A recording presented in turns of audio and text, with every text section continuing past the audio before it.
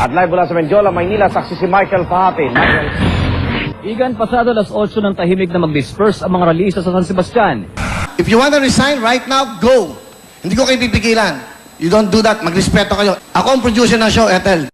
3 years ago, sinabi ko na kay Mie na meron siyang makikilala sa ilong na lalaking nakasalamin na magiging first love niya. Nandun yung Petronas Towers. Alam mo yun, diba? No. Ano ka ba? Yun yung towers na magkatabi. Yung parang may bridge sa gitna. Alam mo, pag tinitingnan ko yung Petronas, na-imagine ko para silang magka-holding hand. Minsan nga, na-imagine ko nag-uusap yung dalawa eh. Ano sinasabi na sa isa't isa? Masaya ako kapag kasama kita. Ako rin. Sabi nung isa,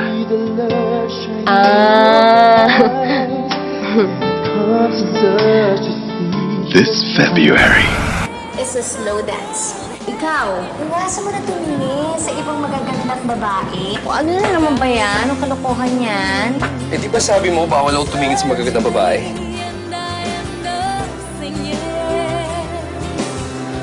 Para kay Melissa, okay? Wala ako nararamdaman para sa'yo. Naaalala mo pa ba nung una kayong magkita? Pangin ka pa. naniniwala ka ba sa love at first sight? Hindi. Eh at second sight? Pwede. Alam mo, baka hindi ka na makauwi. Bakit? Eh kasi nasa isip na kita eh. Alam mo kung bola ka, hindi kita kayang i-shoot. Dahil lagi mo ako mamimiss? I'm Apollo. Ay, Mayrene.